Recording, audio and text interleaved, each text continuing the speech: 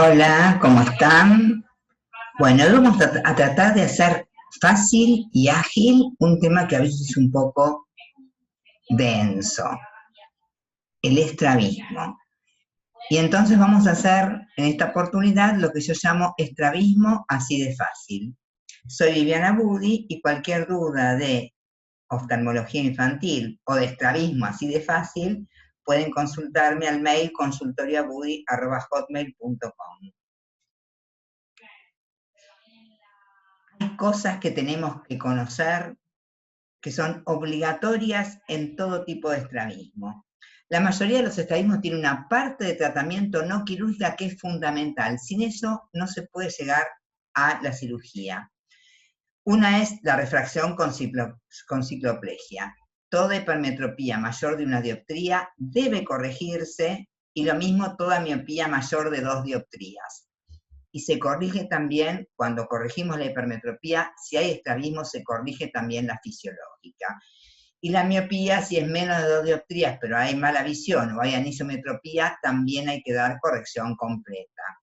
Siempre la refracción con cicloplegia, siempre.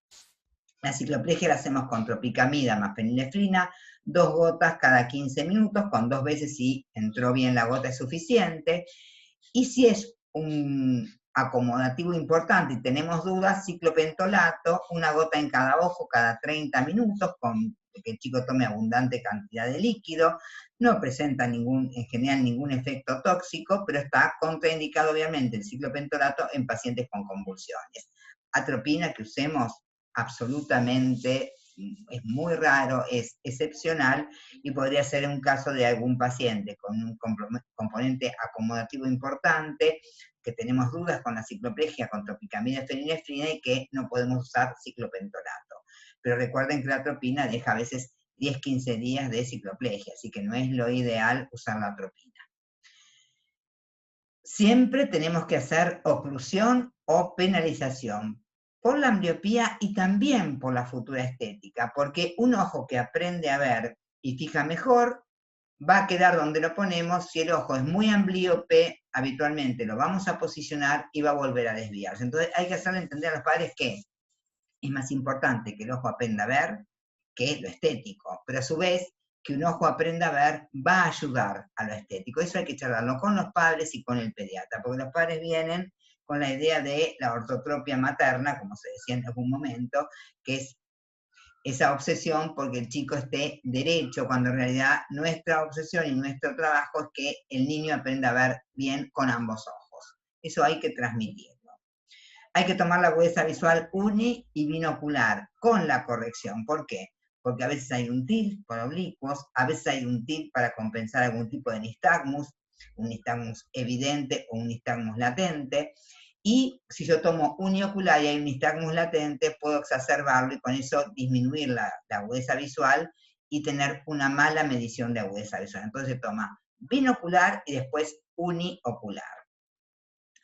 La medición del ángulo siempre con la corrección actualizada. No sirve el anteojo o una refracción de hace un año si voy a operar al paciente. Lo tengo que volver a refraccionar con cicloplegia y con la corrección actualizada hacer la medición. El tratamiento antiambliopía y el anteojo continúan después de la cirugía. Hay que explicárselo a los padres. La cirugía no saca el anteojo y no saca el tratamiento antiambliopía. Esa lucha para combatir la ambliopía y para que los ojos se mantengan derechos y se aprendan a ver bien, continúa. Tenemos que decir que no hay cirugía que le saque el anteojo a un estrabismo acomodativo. Lo deben entender los padres. ¿Por qué? Porque en el estrabismo acomodativo está prohibido operar el ángulo que disminuye con la corrección óptica. Si yo opero el ángulo que disminuye con la corrección óptica, el paciente va a quedar con una XT consecutiva que voy a tener que operar para volverlo a dejar en ortotropia. Así de simple y de terrible es. Entonces, entendamos, y si los padres no lo quieren entender, en mi caso yo les digo, bueno, vaya a ver a otro oftalmólogo, si alguien le prometió sacarle el anteojo que lo haga, yo no lo voy a hacer. El estrabismo mixto solo se opera lo que el anteojo no corrige. O sea que si tenemos un estrabismo mixto, vamos a operar lo que el anteojo no corrige. Obviamente, en un estrabismo acomodativo puro, donde el ojo está en ortotropia con la corrección, está prohibido operarlo. O sea, no lo voy a poder operar, ni hay cirugía que le saque el anteojo. Eso tiene que estar bien claro. Si es un mixto, solo podré operar aquello que el anteojo no corrige. Por lo tanto, también le voy a tener que explicar que el anteojo lo va a tener que seguir usando porque no le voy a sacar el uso del anteojo operándole el estrabismo. Y ahí entonces dijimos que es muy importante explicar a los niños y a los padres, la importancia de la oclusión y al pediatra y la corrección óptica para que se cumpla. Esto es lo que nos da, que ya lo charlamos varias veces, cuál es el valor. Los chicos son hipermétropes fisiológicos hasta la adolescencia, a veces tienen un más 0,75 más 1, aún con 12 años, pero generalmente lo sostienen hasta los 7 años, y estos son los valores que me dan a mí de esquiascopía restada o autorrefractómetro sin restar. Yo le resto 3 a la esquiascopía. Son los valores de la esquiascopía bajo cicloplegia restada o del autorrefractómetro bajo cicloplegia sin restar. Y estos son valores normales. El recién nacido es muy hipermétrope y a los 6-7 años tenemos una hipermetropía mínima, que es fisiológica y que si es un acomodativo o un hipermétrope y tiene estrabismo, yo la voy a corregir. Voy a corregir también la fisiológica, cosa que no voy a hacer en un paciente hipermétrope que no tiene estrabismo. Acá tenemos una T acomodativa, le corregí todo, incluso la fisiológica, y fíjense cómo el paciente con su corrección está en ortotropia. Este paciente no puede operarse. Si los padres quieren operarlo para que no use el anteojo, yo les explico que no lo voy a operar y pueden seguir buscando otras opiniones, que sigo pensando que el uso del anteojo es el que lo va a corregir. Y cuando sea grande y no lo quiera usar, podrá usar lente de contacto. Y cuando tenga más de 18 años y que el ojo muestre que ya se estabilizó la parte refractiva, se podrá pensar en algún tipo de cirugía refractiva. Con cuidado, con buen estudio ortóptico, porque pueden quedar también con diplopia postrefractiva. ¿Cómo mido? Las 9 posiciones de la mirada y de cerca, con la corrección óptica actualizada. Voy a ver si no hay incomitancias en primaria, supra e infraversión, y de cerca voy a medirlos también en las lateroversiones, en las 9 posiciones. ¿Qué voy a usar? El cover con prismas, si lo hago, tiene que ser no muy disociante, sino cada vez uno lo va midiendo y cada vez el ojo se come prismas, cada vez más prismas necesito. Y lo voy a usar arriba de los 18 meses. Cuando tienen menor de 18 meses que no colaboran o que son ambliopes, voy a usar el Crismi con prismas, es decir, voy a ver con el Crismi cómo queda alineado el reflejo corneal. Y acá tenemos entonces, fíjense, esta paciente tiene un XT en todas las posiciones de la mirada, y fíjense cómo aumenta la XT arriba, y muchas veces también puede aumentar en la infraversión. ¿Por qué? Porque estos pacientes con XT tienen hiperfunción, fíjense acá, hiperfunción de oblicuo inferior, y fíjense acá cómo hay una leve hiperfunción del oblicuo superior mínima. Tiene más que nada hiperfunción del oblicuo inferior. Tiene un síndrome digamos, en B, porque acá tiene ortotropia, acá tiene un XT leve, y fíjense, tiene una ortotropia acá porque hay hiperfunción de oblicuo superior, pero mínima. Acá tiene un XT, y acá arriba vamos a ver que aumenta la XT justamente por la gran hiperfunción de oblicuo inferior. Por eso tienen una B. En general tienen una X. Tienen XT en la mirada en posición primaria, arriba más XT, abajo más XT, porque generalmente hiperfuncionan los 4 oblicuos. En este caso es un XT con hiperfunción solo del oblicuo, fíjense, del oblicuo inferior, lo que hiperfunciona, como el ojo cuando mira para el costado se va bien para arriba. Y acá tenemos una ET, lo mismo, acá falta una posición de la mirada, acá está medido en todas las posiciones, ¿sí? Acá también tenemos una hiperfunción de oblicuo inferior, que se puede ver acá, leve, que hace que el ángulo se abra cuando mira en supraversión. Y acá en infraversión tiene también prácticamente el mismo ángulo de ET. O sea que es una pequeña B, abre arriba también. Acá tenemos un postoperatorio inmediato y a las 24 horas. En este paciente, dado que tenía muy poca B, se operó solo lo horizontal. Y ahí está en ortotropia. Y acá tenemos una esotropia, fíjense en la hiperfunción del oblicuo inferior. Acá está prácticamente con muy poco grado de T. Y fíjense acá la hiperfunción del oblicuo inferior marcadísima que tiene. Es más hiperfunción que esotropia, ¿sí? Y acá hicimos un apt del oblicuo inferior, y todo este hematoma que ven es el hematoma del oblicuo inferior porque es un músculo muy vascularizado, muy potente cuando está hiperfuncionando, realmente es como si fuera un bife de chorizo realmente, y sangra bastante al momento quirúrgico. Ahí hicimos bilateral, se hizo, seguramente fue un FINC, en este que tenía más hiperfunción, acá tenía más hiperfunción que en este, entonces habremos hecho un FINC y un APT, seguramente. O sea, más debilitamiento en este que en este. Por eso también, y claramente dependiendo de las maniobras, este hizo mucho más hematoma. Síndrome de Duane. Bueno, hay varios tipos de Duane. Acá tenemos un paciente que tiene una limitación en la abducción de este ojo y cuando intenta, en la maniobra de aducción, por la cocontracción, el ojo se hace una enoftalmo, ¿sí?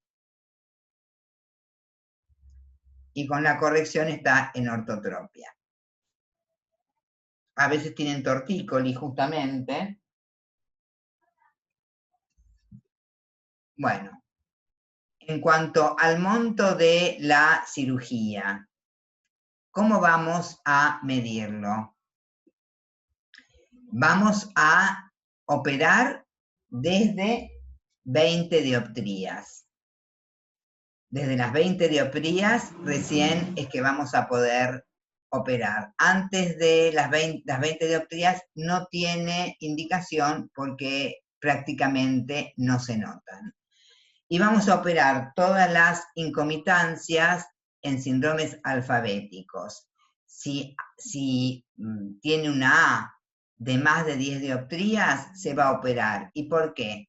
Porque hace un chin-up.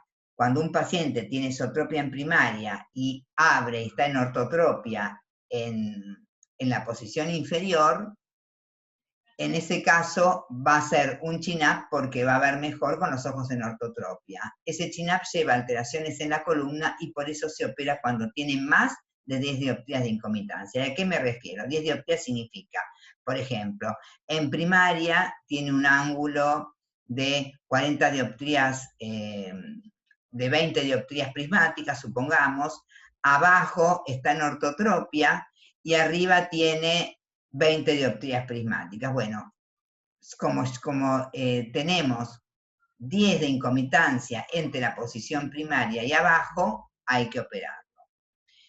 Si es un síndrome en B, que es el paciente que abre arriba, si es una esotropia, tiene un ángulo de esotropia acá, abre arriba y a veces también cierra un poco más abajo.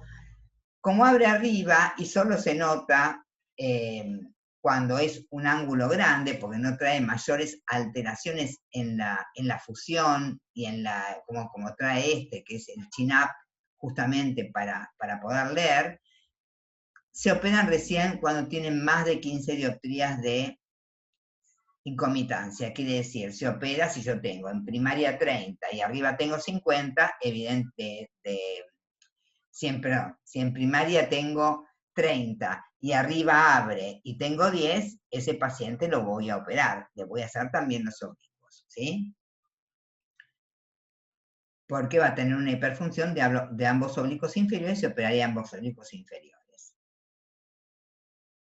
Siempre voy a subcorregir en 10 dioptrías cuando un paciente es muy hipermétrope, tiene una ambliopía, tiene un retraso madurativo, es neurológico. ¿Por qué? Porque si yo lo dejo en ortotropia va a haber una tendencia a la quiste consecutiva. Entonces, si el paciente es muy hipermétrope, es amblíope, tiene retraso madurativo neurológico, por ejemplo, tiene un ángulo de 50, yo le voy a hacer la indicación como si tuviera 40 dioptrías, o sea, le voy a sacar 10 dioptrías. Y voy a hacer una hipercorrección al revés de todo, si tiene 40 y voy a debilitar ambos oblicuos superiores que me aumentan la esotropia, ahí voy a tener que en vez de corregir para 40, corregir para 50, cosa que no sucede con el oblicuo inferior. No hay que hacer retroposiciones de recto interno de más de 5 milímetros si voy a hacer resección o voy a hacer un plegamiento del recto externo, porque puede haber restricciones. O sea, si voy a hacer los músculos, la limitación son los 5 milímetros. Y en general se va a hacer más cirugía en el ojo no dominante.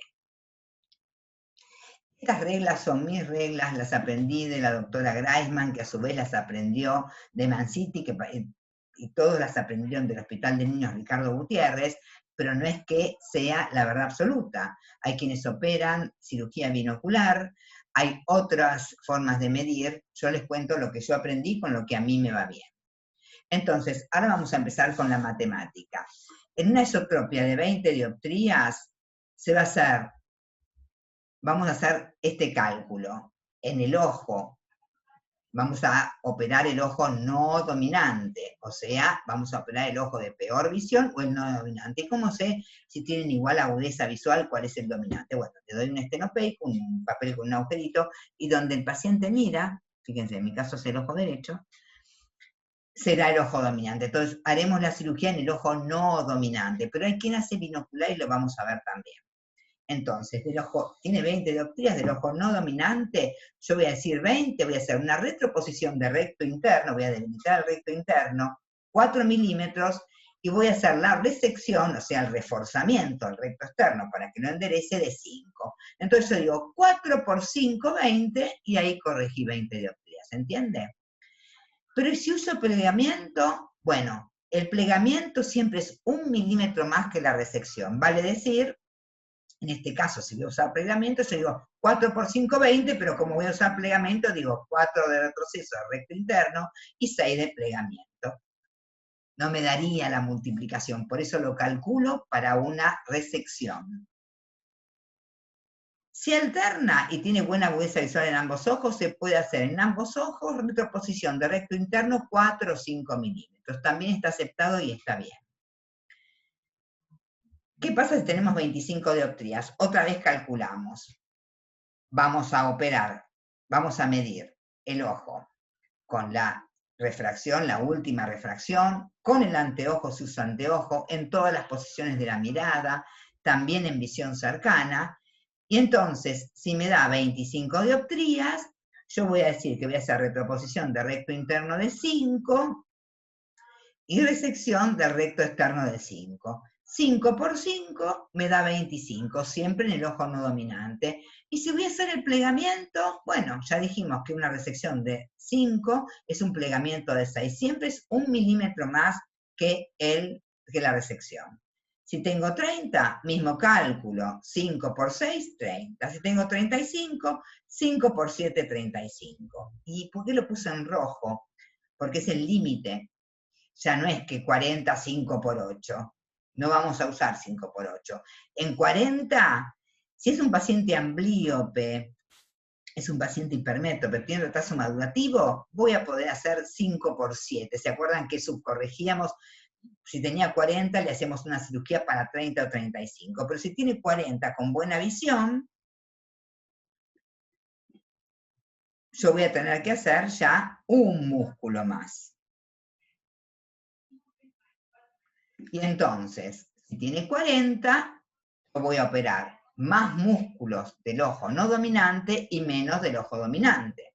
Entonces, vamos a hacer Porque si dijimos, si el ojo de amblíope, muy amblíope, le hago para 40, le hago 5 y 7, 5 por 7, 35. Pero en este caso, de buena agudeza visual en ambos ojos, voy a operar más en el ojo no fijador y menos en el fijador. Entonces, en el no fijador voy a hacer retroposición de recto interno de 4, en el no dominante, y resección de recto externo de 5. Entonces yo digo 4 por 5, 20.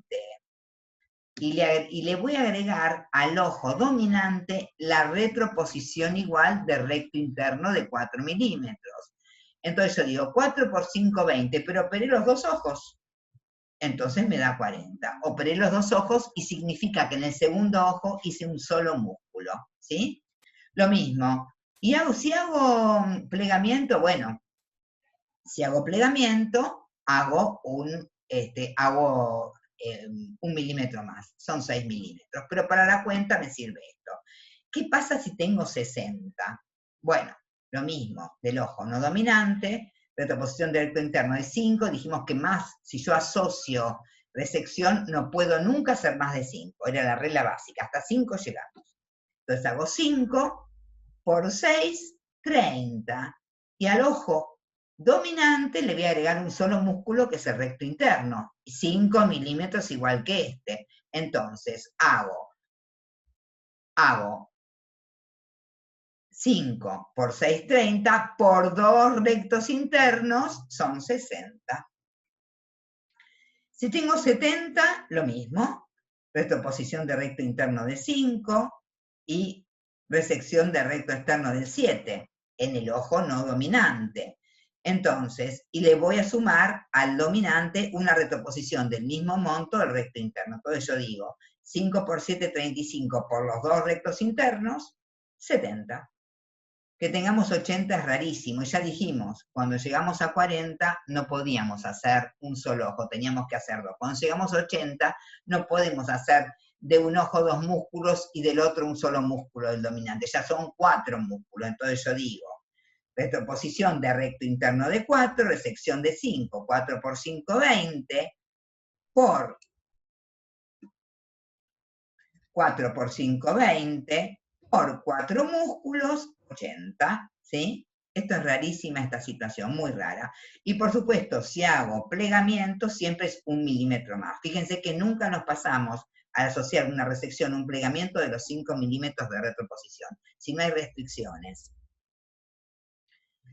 Cuando opero la única urgencia oftalmológica real es la fibrosis del recto inferior. El chico nace con el ojo clavado abajo, no va a poder desarrollar visión porque no lo puede posicionar, ni aún haciendo chin-up. Entonces esto lo condena a la miopía, por lo tanto es una urgencia quirúrgica estrabológica. Si no, la bibliografía aconseja por la visión binocular hacerlo entre los 18 y 24 meses. Pero como es importante una medición certera, yo lo realizo cuando realmente puedo medir al paciente. Antes de los 18 meses, a veces se puede hacer, en algunos casos, toxina botulínica, ya lo vamos a ver. Las XT, ¿cómo las mido? Bueno, también con la corrección tenemos que medir de cerca con un +3.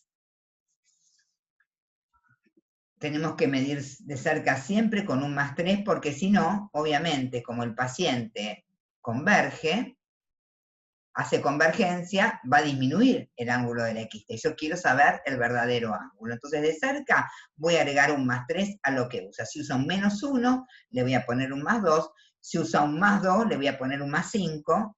Para cerca, siempre le voy a agregar +3. Si es mayor el ángulo de lejos, hay un exceso de divergencia. Si desvía mucho más de lejos que de cerca, tomándolo con el +3, hay un exceso de divergencia. Si el ángulo es mayor de cerca, es porque hay una insuficiencia de convergencia. Por eso es que desvía más de cerca que de lejos, siempre poniendo el +3. Y si el ángulo es igual de cerca y de lejos, decimos que es la vieja XT básica. En las XT intermitentes, cuando a veces desvía y a veces no, hay que ocluir 30 minutos para hacer el diagnóstico diferencial con las permanentes. Y estas a veces son pasibles, a algunos no les gusta, de hacer ortóptica, que las mantiene en forma intermitente. Si no tienen astenopía y demás, realmente al no notarse estéticamente, se las puede sostener de esa manera. Pero muchos dicen que prefieren no hacer ortóptica. Generalmente las XT, como dijimos, tienen hiperfunción de los 4 oblicuos. Y ahora lo tenemos a Burpee. Burpee, fíjate, Burpee que está acá con su XT, este es un divino, y cumple hoy 9 de noviembre, cumple los 4 meses, y acá tenemos la XT y la hiperfunción de los oblicuos superiores. Fíjense cómo abre el ángulo cuando mira para arriba. No logré que mirara para abajo, siempre mira para arriba. Acá teníamos también otra hiperfunción de los oblicuos superiores, acá los veíamos. Fíjense que directamente cuando mira para allá el ojo sube directamente, terrible hiperfunción del superior. Acuérdense que cuando es ET con hiperfunción del superior, yo tengo que operar, digamos, operar para más la ET porque el superior es bastante, produce bastante abducción y si no nos vamos a quedar cortos. Cuando es una XT, generalmente si hay hiperfunción de los 4 oblicuos, no se tocan los oblicuos, se toca solo el componente horizontal. No hay que en una época se hipercorregían las intermitentes, se las dejaban en esotropia porque decían que volvían. Y lo mismo se hacían con algún tipo de XT. Pero no hay que hipercorregir ni siquiera las intermitentes. Fíjense que no hay que hipercorregir ni de una forma ni la otra. El paciente que está acostumbrado a ver CT y queda con un XT va a tener una mirada diabólica. El que está acostumbrado al XT y va a quedar con un ET va a quedar con diplopia. Así que no hipercorregir. Ideal, la ajustable. Ideal las XT operarlas cuando son grandes y se dejan hacer ajustables porque uno puede ajustarlas al día siguiente y quedar bien. Advertir que pueden recidivar. Las XT tienden a recidivar. Muchas se acompañan de ojos amblíopes. Y advertir de la diplopia postoperatoria y la reducción de campo visual. Yo tuve paciente camionero que se vino a operar porque los nietos le decían, señor, me acuerdo de 50 años, ahora me parece un niño, en su época me parecía grande, porque los nietos le decían que salía feo en las fotos. Entonces era camionero y yo le tuve que advertir que iba a tener una reducción de campo visual cuando manejara. Y es cierto, sienten la diferencia en cuando manejan, porque realmente tener los ojos lateralizados le da un campo visual que el resto de las personas no tienen. ¿Qué monto voy a operar? ¿Voy a hacer el mismo cálculo simple de la CT? No. Acá podemos nosotros poner ambos retos externos mucho más, porque no hay restricción, porque los podemos mandar retroecuatorial. Entonces, en una XT alterna de 30 dioptrías puedo hacer retroposición de recto externo de 8 milímetros. Y en una XT que es amblíope, lo que puedo hacer es en el ojo amblíope, solo tratar el amblíope y hacer una retroposición de recto externo de 8 y una resección de recto interno de 5 o un plegamiento de 6, ¿sí? Pero no hay forma de multiplicar. Se pueden hacer grandes retroposiciones de recto externo y asociarlas a resecciones o plegamientos de recto interno. O sea que esta sería un aproximado. Y si tiene 40, bueno, le hacemos 9, le hago ambos de 9. Ya es muy raro que un XT tenga tanto que tengamos que hacer 10 milímetros. ¿Cuándo las opero? A partir de los 3 o 4 años, cuando aparte las podamos medir bien y cuando se mantengan estables. Mientras tanto, se hace oclusión alterna desde el diagnóstico, aunque alterne. Es importante mantener la alternancia. Y el uso de esféricos negativos, muchas veces para obligar a converger, realmente después les molestan y lo dejan de usar. Se puede usar en el primer año, 2 años. Y la ortóptica, en el caso de haber buena visión binocular, en las intermitentes se puede hacer. ¿Qué pasa con la isotopia del síndrome de Ciancia? La isotopia con LVA, la ET esencial infantil o congénita, así se la describió. Ciancia en el año 1962 hizo la descripción que lleva su nombre. Es una isotopia de la infancia temprana, idiopática o asociada con patología neurológica. Y hay una forma de tratamiento precoz para lograr el alineamiento binocular que se ha postulado, y fue, por un lado, se dice que si uno hace un alineamiento antes de los 18 24 meses, eso permite mejor fusión. No hay estereopsis, pero hay mejor grado de fusión. Entonces, la cirugía precoz fue propiciada por todos estos autores, incluso uno mostraba a su hijo muchísimas veces operado de la fibrosis que habían tenido. Entonces realmente cuando operaban a partir de 6 meses de vida, 8 meses, y eso genera mucha adherencia, fibrosis, hay que reoperar, la verdad, no es lo ideal. Entonces aparece el tratamiento alternativo con toxina botulínica tipo A, descrita por Scott en 1980 en monos, con una forma de quimioreanimación local, bilateral simultánea, que al principio se pensó para las XT, que eran siempre las más problemáticas, y se empezó a usar en XT y no funcionó. Y acá en nuestro país, Verónica Villiers fue una de las primeras en utilizarlo, nosotros la continuamos a ella. McNear, Gómez de Liaño en España y Campos en Italia también fueron precursores del uso entre estos años. Y entonces, yo acá puse 14 años de experiencia, pero tenemos mucho más. Ya van 18 años, porque desde el año 2002 creo que la empezamos a usar. Y aplicamos la toxina botulínica, diluimos el vial de 100 unidades ratón, que es la toxina botulínica tradicional, en 2 centímetros cúbicos de solución fisiológica. Yo aprendí que se hace en un poquito más de 2 centímetros cúbicos porque queda un poquito en el émbolo. Entonces hay que ponerle un poquito más de 2 centímetros cúbicos de solución fisiológica, o sea, 2 mililitros, ¿sí? Hay que cargar un poquito más. Se le carga 2.2 mililitros porque va a quedar un poco en siempre en el émbolo. No hay que agitarlo, suavemente hay que tratar de que se mezcle. Tiene que estar muy preservada la toxina botulínica, ¿sí? Congelada, hay que mantenerla. Se hace bajo anestesia general con Seborane, con previas ducciones pasivas. Siempre colocamos una gota de felinefrina local para evitar la hemorragia subconjuntival, y vamos a hacer 2,5 unidades ratón, o sea, cada jeringa tiene 50 unidades ratón, cada jeringa de 1 mililitro de las de tuberculina.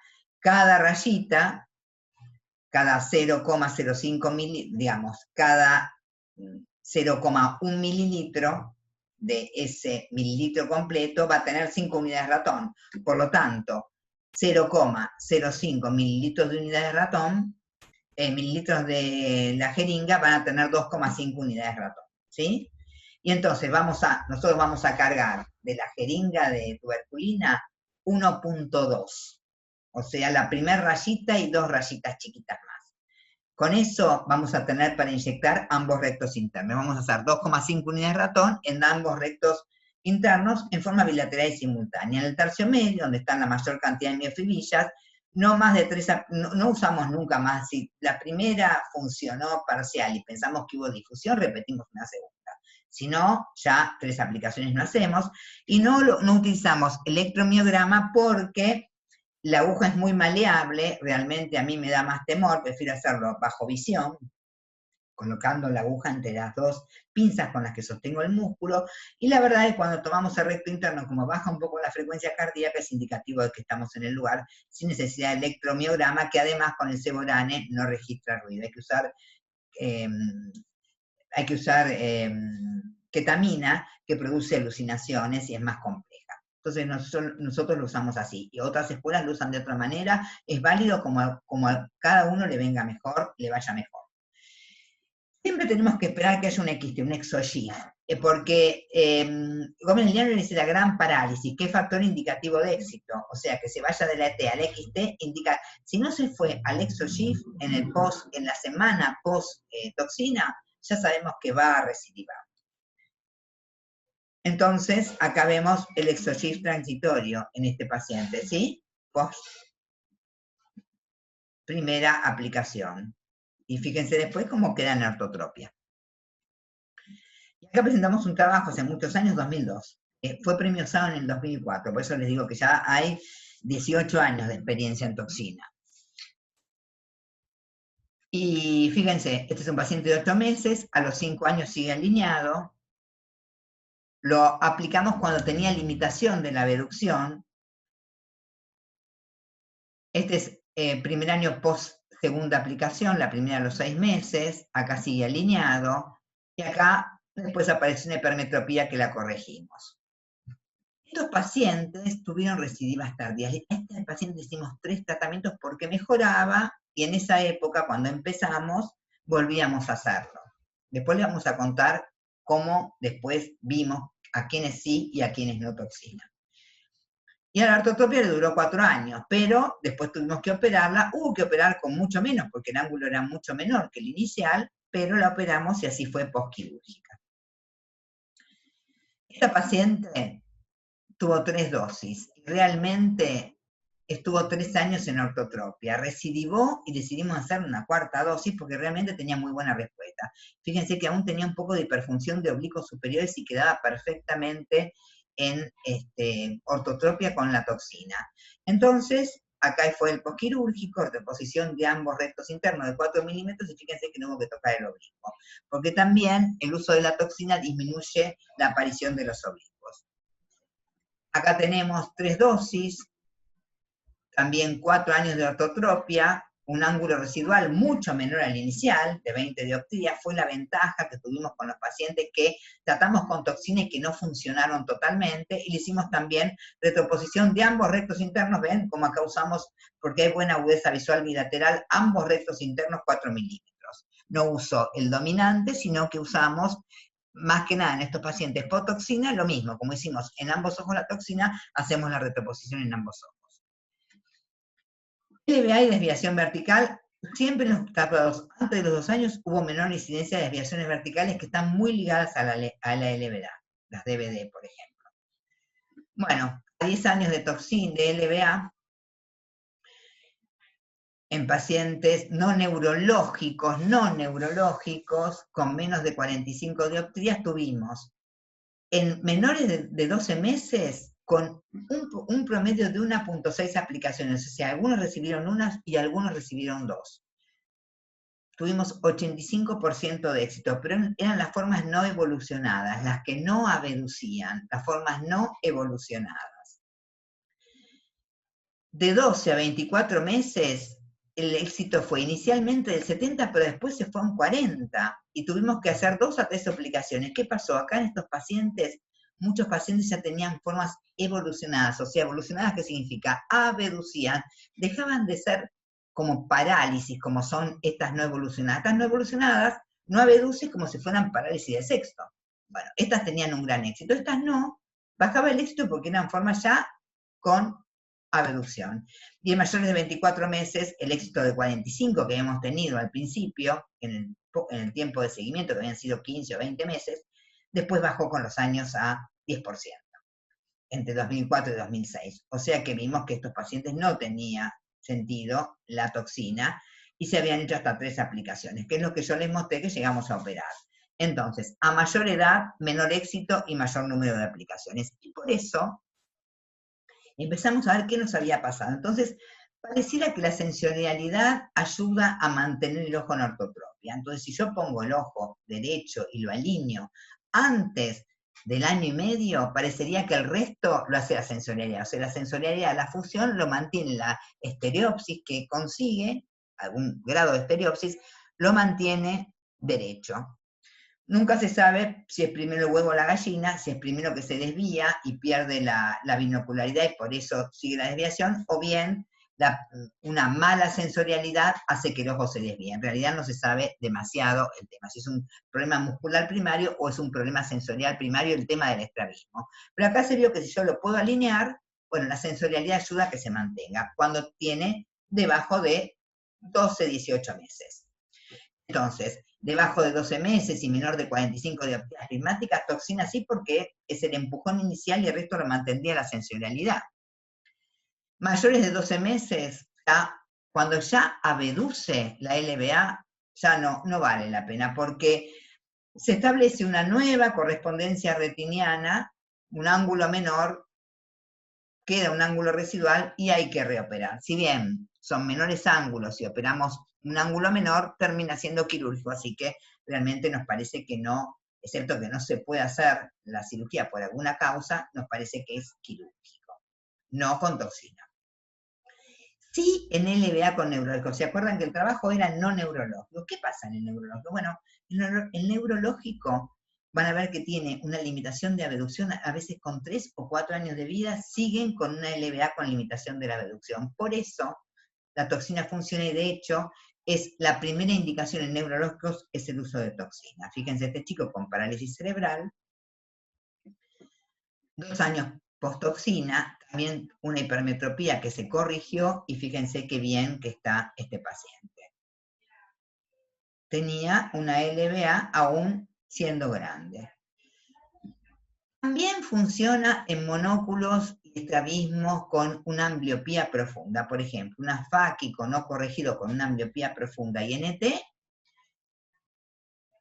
puede utilizar toxina, y yo encontré un póster en la APOS en 2004 que mostraban eso. Cómo uno lo pone en un lugar al ojo, cuando el ojo es muy ambliope, y queda ahí, porque los ojos no interactúan, no compiten. Está el ojo fijador y el ambliope que queda donde yo lo coloco, por eso hay un éxito alto. Y fíjense acá esta chiquita, que tenía un ángulo también, por una faquia unilateral, cómo corrigió. Tenía bastantes menos años en esta foto. Las esotropias parcialmente acomodativas menores de 30 dioptrías, ahí podemos usar la toxina. Tienen un alto grado de éxito, se pueden volver a reaplicar, y son esos chicos que, con su corrección, tienen un pequeño ángulo de cerca que no les gusta. Y uno dice, bueno, si uno sabe que es el mismo ángulo, que ya la hipermetropía se mantiene, que lo tengo, siempre cuando voy a plantear esto, le hago la refracción, buena cicloplegia, y veo que en realidad la ET o la ET cerca no se deba a que está mal corregido. La mayor parte de las veces es que le falta corrección al paciente hipermetrópico, así que cuidado. Si no, si sé que máximamente lo corregí y tiene un pequeño ángulo de cerca, bueno, puedo colocar toxina. Y esto lo he hecho también en adultos que a veces con los años pierden la fusión, la buena fusión, y empiezan a tener esotropia, emisión cercana, los hipermétropes. Entonces, 1992, ¿en qué usábamos la toxina? En las paresias, parálisis del septo par bilateral, presentamos el primer trabajo acá de toxina boturínica en parálisis, que era un paciente que tenía un cavernoma, y ustedes saben que los cavernomas, como pueden sangrar, y el primer signo a veces son las parálisis oculomotoras, con el tiempo hemos leído o hemos escuchado opiniones que conviene no silenciar los pares craneanos dejándolos en ortotropia, porque a veces es la primera manifestación de que están sangrando y ustedes saben que el paciente puede morir. Así que a veces se aconseja dejar que se expresen estos pares craneanos, pero lo usamos en este paciente. Por supuesto, en las parálisis de sexto par se espera corregir la causa que la produce, se espera un mes, que la diplopia misma, que es un muy buen estímulo, o sea, se lo ocluye para minimizar la diplopia, pero la diplopia es un excelente estímulo para la recuperación funcional, así que hay que dejar que la tenga por momentos. Si no mejora, al mes ya le hacemos toxina, para que no se transforme en un estrabismo comitante. Si hay blefaroespasmo de entropian, también en el orbicular lo usamos muchísimo. En XT intermitente se mostró que era la primera gran esperanza, la toxina para el XT intermitente. Bueno, fracasó. En esotropia con LVA y monóculo de Ciancia, en el 97 la empezamos a usar. En esotropias parcialmente acomodativas, también en esotropias con ojos amblíopes, y en tortícolis horizontal por bloqueo de nistagmus, pacientes que bloquean nistagmus con un tortícolis horizontal. Ustedes saben, si tienen un tortícolis, este ojo está aquí en XT, este ojo está en ET. Entonces yo hago una retroposición de recto externo y una retroposición de recto interno.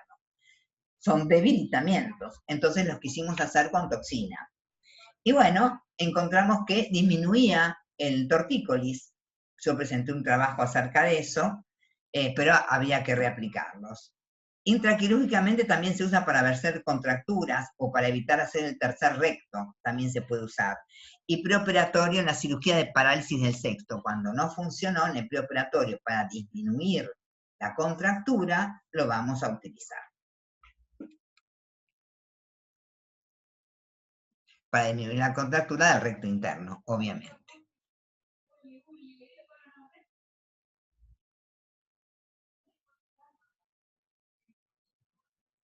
Bueno, en la paresia del sexto par entonces, a partir del mes y antes de los 3 meses, lo que dijimos, la diplopia estimula la recuperación, se usa una dosis un poco menor, los músculos paralíticos responden a menores dosis, así que cuidado con no usar, no se usan más de 2,5 unidades ratón. En las parálisis no lo vamos a usar, pero sí vamos a usarlo, no en las parálisis, pero sí vamos a usarlo en los preoperatorios para disminuir la contractura, como dijimos, del recto inferior.